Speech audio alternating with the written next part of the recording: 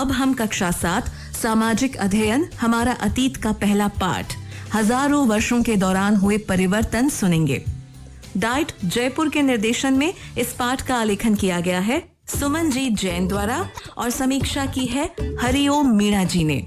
आओ पाठ सुनते हैं। प्यारे बच्चों, नमस्कार। आपने कभी न कभी अपनी दादी या नानी से उनके जमाने में प्रचलित मुद्रा, रीति रिवाज और संस्कारों के बारे में सुना होगा। आपकी दादी नानी ने अपनी दादी नानी के समय की बातें भी आपको सुनाई होगी। उनके समय एवं वर्तमान समय की कई चीजों में आप अंतर पाते होंगे। प्राचीनता से नवीनता की ओर आने वाली मानव जाति से संबंधित घटनाओं का वर्णन इतिहास है। इतिहास के अध्ययन से मानव समाज के विविध क्षेत्रों का व्यवहारिक ज्ञान प्राप्त होता है। अतीत का अध्ययन कर हम न केवल अपनी बहुमूल्य विरासत के बारे में जान सकते हैं, अपितु उन कुप्रथाओं के बारे में भी ज्ञान प्राप्त करते हैं जो देश की प्रगति में मुख्य बाधक रही। समाज के उज्जवल भविष्य के लिए हमें अतीत का इतिहास जानना बहुत जरूरी है। बच्चों, आपके मन में कई सवाल उठते होंगे, जैसे सबसे पहले हमारे देश को हिंदुस्तान किसने कहा होगा? मानचित्र किसने और क्यों बनाया होगा? हमारी प्राचीनतम भाषा कौन सी थी? कौन कौन से साम्राज्यों ने हमारे यहाँ शासन किया? हमारे पूर्वज कौन कौन से काम करते होंगे? किन किन स्रोतों से हम उनके बारे में जानकारी प्राप्त कर सकते हैं? कुछ ऐसे ही सवालों के जवाब जानने की कोशिश करेंगे हमारे आज के अध्याय 1000 वर्षों के दौरान हुए परिवर्तनों की पड़ताल में। प्यारे बच्चों, इतिहासकार बीते युगों के दस्तावेजों, नक्शों और लेखों का अध्ययन करते हैं। घटनाओं व ऐतिहासिक साक्ष्यों को तथ्यों के आधार पर प्रमाणित करते हैं। ऐसा ही एक प्रमाण हमें मानचित्र बनने का भी मिलता है।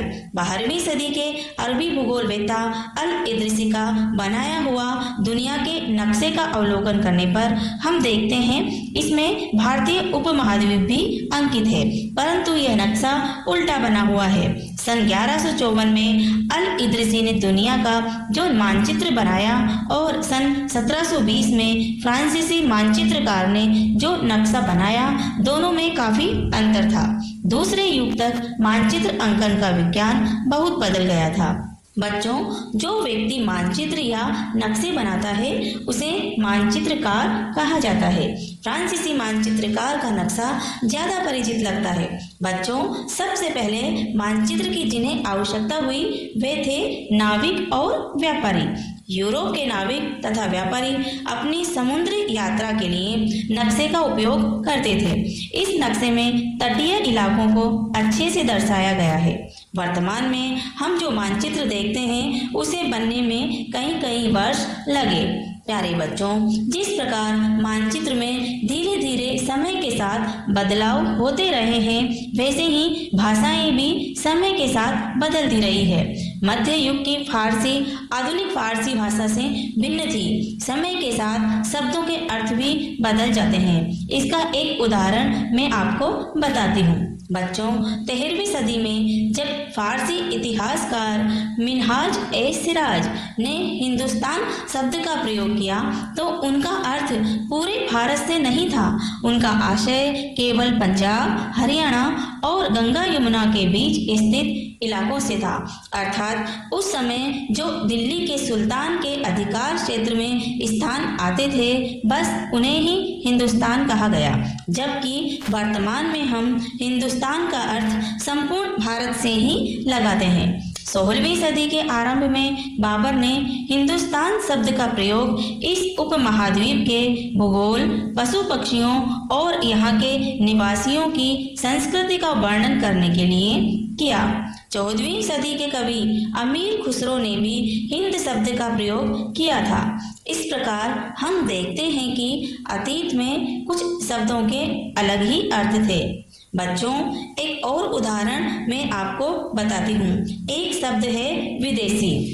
वर्तमान में इसका अर्थ है ऐसा व्यक्ति जो भारतीय न हो। परंतु बच्चों, मध्य युग में किसी गांव में आने वाला कोई भी अनजान व्यक्ति जो उस समाज या संस्कृति का अंग न हो, विदेशी कहलाता था। लेकिन उसी गांव में रहने वाले अलग अलग धर्मों या जाति के लोग विदेशी नहीं होते थे। तो इस प्रकार बच्चों, समय के अनुसार शब्दों के अर्थ बदल जाते हैं। इतिहासकार और उनके स्रोत। बच्चों, इस अध्याय में हम 700 से 1750 ईस्वी तक लगभग 1000 वर्षों के बारे में अध्ययन कर रहे हैं। इतिहासकार इतिहास की सूचनाओं को एकत्रित करने के लिए सिक्कों, शिलालेखों, भवन निर्माण कला तथा लिखित सामग्री का अध्ययन करते हैं। बच्चों, जब कागज का आविष्कार हुआ ही था, उस समय कागज बहुत कम मात्रा में उपलब्ध होता था। 13वीं सदी के मध्य में एक विद्वान को एक प्रतिलिपि की जरूरत पड़ी। उनके पास प्रतिलिपि बनाने जितना कागज नहीं था, तो उन्होंने एक ऐसी पांडुलिपि को धो डाला जिसकी उन्हें जरूरत नहीं थी और उसके कागज को सुखाकर उसका इस्तेमाल प्रतिलिपि बनाने में किया। बच्चों, पांडुलिपि एक हस्तलिखित ग्रंथ होता है। जैसे हम हाथ से पत्र लिखते हैं, पांडुलिपि की नकल कर जब उसे पुनः लिखा जाता है तो उसे प्रतिलिपि कहते हैं। इस प्रकार प्रतिलिपि का साधारण अर्थ है कॉपी या नकल करना। उन दिनों छापे खाने नहीं थे, इसलिए लिपिक या नकलविद हाथ से ही पांडुलिपियों की प्रतिकृति बनाते थे। प्यारे बच्चों, जहां इन पांडुलिपियों को सुरक्षित रखा जाता है, उस स्थान को अभिलेखागार कहते हैं। कभी कभी पांडुलिपियों में लघु चित्र भी बनाए जाते थे, जिन्हें मिनिएचर भी कहते हैं। अच्छा बच्चों, आपने कभी किसी मित्र के गृह कार्य की नकल उतारी है? तो आप जानते होंगे, नकल करना कोई आसान काम नहीं है।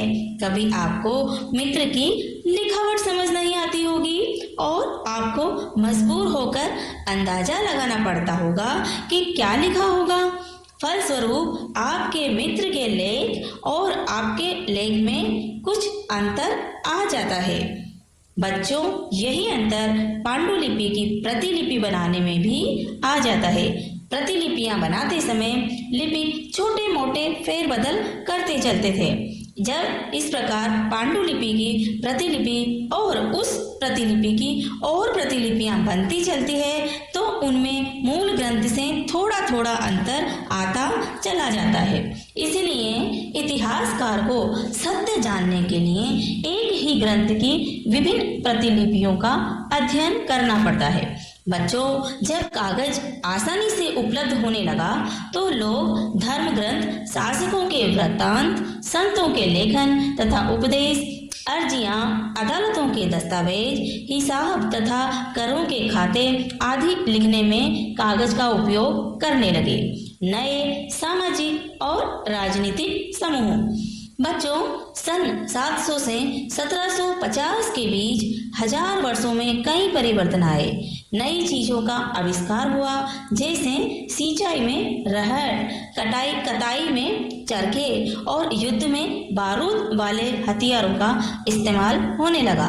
खान पान में भी कई बदलाव आए, जैसे आलू, मक्का, मिर्च, चाय और कॉफी का इस्तेमाल होने लगा। ऐसा इसलिए होने लगा क्योंकि इस युग में लोगों का एक स्थान से दूसरे स्थान पर आना जाना बढ़ गया था। लोग दूर दूर की यात्राएं करने लगे थे। प्यारे बच्चों, 8वीं से 14वीं सदी के बीच का समय राजपूतों का काल कहलाता है। इस काल में राजपूत राजाओं ने अपनी सत्ता स्थापित की और राजपूतों ने अपना पराक्रम भी दिखाया। जो जाति राजपूतों के पराक्रम और स्वामी भक्ति का गुणगान करती है, उन्हें कवि और चारण कहते हैं। बच्चों, इस युग में और भी बहुत से क्रांतिकारी परिवर्तन हुए। खेती के लिए अधिक जमीन की आवश्यकता होने लगी। जंगलों को काटकर खेती की जाने लगी। जंगल घटने के कारण वनवासियों को मजबूर होकर अपना स्थान या जंगल छोड़कर अन्यत्र जाना पड़ा। किसानों के बीच भी सामाजिक और आर्थिक अंतर आने लगे। कुछ किसानों के पास अधिक उपजाऊ जमीन होती थी तो कुछ किसान मवेशी भी पालते थे। कुछ किसान ऐसे थे जो खेती के बाद बचे खाली समय में दस्तकारी आदि भी करने लगे। व्यवसाय के आधार पर लोग जातियों और उपजातियों में बांटे जाने लगे। व्यवसाय के आधार पर उन्हें समाज में ऊंचा या नीचा दर्जा दिया जाने लगा।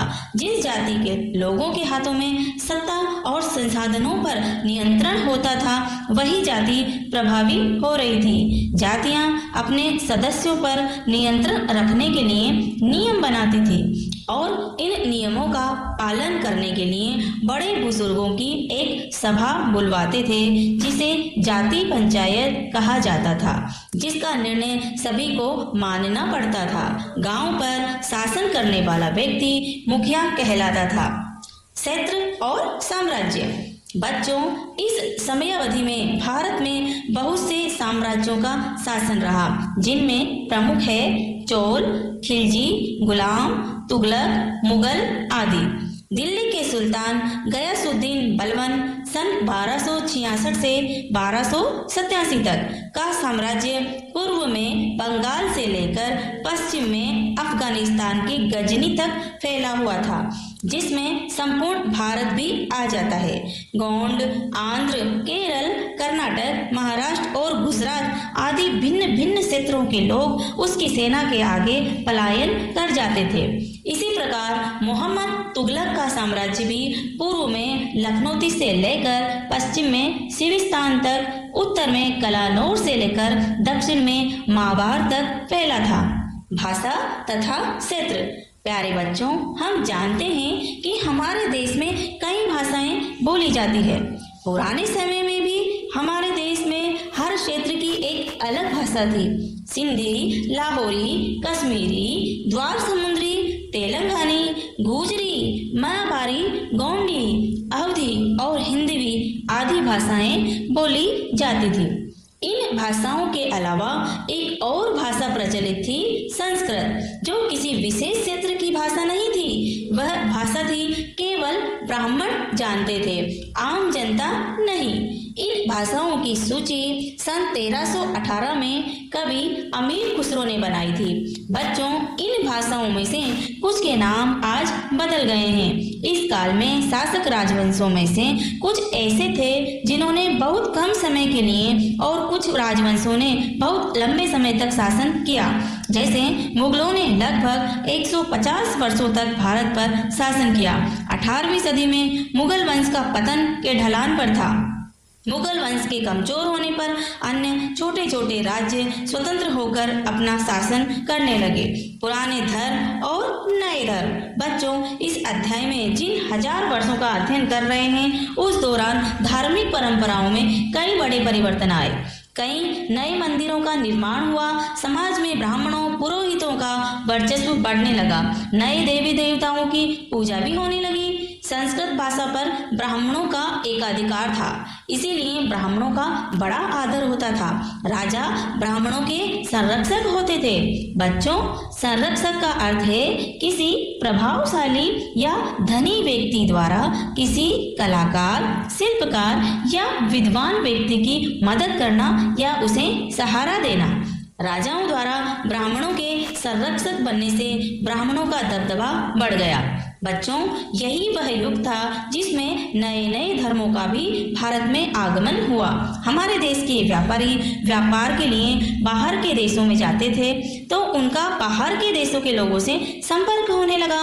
वो उनके धर्म के बारे में भी जानने लगे। 7वीं सदी में ही व्यापारियों और अप्रवासियों के द्वारा कुरान शरीफ का संदेश भारत पहुंचा। कुरान शरीफ में कहा गया है कि ईश्वर यानी अल्लाह एक है। धीरे धीरे इस्लाम भी दो शाखाओं में बढ़ गया, शिया और सुन्नी। जो मुसलमान शिया थे वो पैगंबर साहब के दामाद अली को मुसलमानों का विधि सम्मत नेता मानते थे। सुन्नी मुसलमान खलीफाओं के प्रभुत्व को स्वीकार करते थे। इस्लाम के आरंभिक दौर में इस धर्म का नेतृत्व करने वाले खलीफा कहलाते थे। आगे भी यही परंपरा चलती रही। इस्लाम में जो धर्म शास्त्री होते हैं उन्हें उलेमा कहा जाता है। समय और इतिहास के कालखंडों पर विचार। बच्चों, इतिहासकार समय को केवल घड़ी या कैलेंडर की तरह नहीं देखते। वो केवल घंटों, दिन या वर्षों के बीतने के रूप में नहीं देखते। उनका नजरिया यह है कि समय सामाजिक और आर्थिक संगठन में आने वाले परिवर्तनों को दिखलाता है।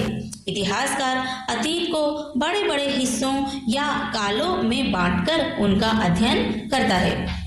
बच्चों, जब हमारे देश में अंग्रेज आए तो उन्होंने भारत के इतिहास को 3 युगों में बांटा था, हिंदू, मुस्लिम और ब्रिटिश। यह विभाजन इस विचार पर आधारित था कि शासकों का धर्म एकमात्र महत्वपूर्ण ऐतिहासिक परिवर्तन होता है और अर्थव्यवस्था, समाज और संस्कृति में और कोई भी महत्वपूर्ण बदलाव नहीं आता। इस काल विभाजन को आज बहुत कम इतिहासकार ही स्वीकार करते हैं। अधिकतर इतिहासकार आर्थिक तथा सामाजिक कारकों के आधार पर ही अतीत के विभिन्न कालखंडों की विशेषताएं तय करते हैं। इन हजार वर्षों के दौरान इस उपमहाद्वीप के समाजों में प्राय परिवर्तन आते रहे और कई क्षेत्रों की अर्थव्यवस्था तो इतनी समृद्ध हो गई थी कि उसने यूरोप की व्यापारिक कंपनियों को भी अपनी ओर आकर्षित करना आरंभ कर दिया और यूरोप की कंपनियां भारत में व्यापार करने आने लगी। धीरे धीरे ईस्ट इंडिया कंपनी ने व्यापार के साथ साथ भारत के शासन को भी अपने हाथों में ले लिया और भारत अंग्रेजों का गुलाम हो गया। अंग्रेजों ने भारत पर लगभग 200 वर्षों तक शासन किया। काफी आंदोलन एवं स्वतंत्रता संग्राम के बाद 15 अगस्त 1947 को हमें आजादी मिली। तो इस प्रकार बच्चों, इस अध्याय में हमें हजार वर्षों के दौरान हुए परिवर्तनों के बारे में अध्ययन किया और परिवर्तनों की जानकारी प्राप्त की। धन्यवाद। हजारों वर्षों के दौरान हुए परिवर्तन को सुना। क्या आप अपने आसपास हुए कुछ परिवर्तन के बारे में सोच सकते हो? बच्चों, कोविड-19 महामारी के होने के कारण जिस तरह के परिवर्तन होने वाले हैं, क्या आप सोच सकते हो? आज जो हम चीजें देख रहे हैं वो शायद पहले वैसी नहीं थी। आप अपने घर पर बड़ों से बात करना और जानना कि ऐसी कौन सी चीजें हैं जिनमें परिवर्तन आया है। अपने दादाजी, दादी जी, पापा, मम्मी से पूछना और समझना कि एक पीढ़ी से दूसरी पीढ़ी में चीजें कैसे बदलती हैं और क्यों। और आप शुरू कर सकते हैं अपने गांव से, अपने शहर से।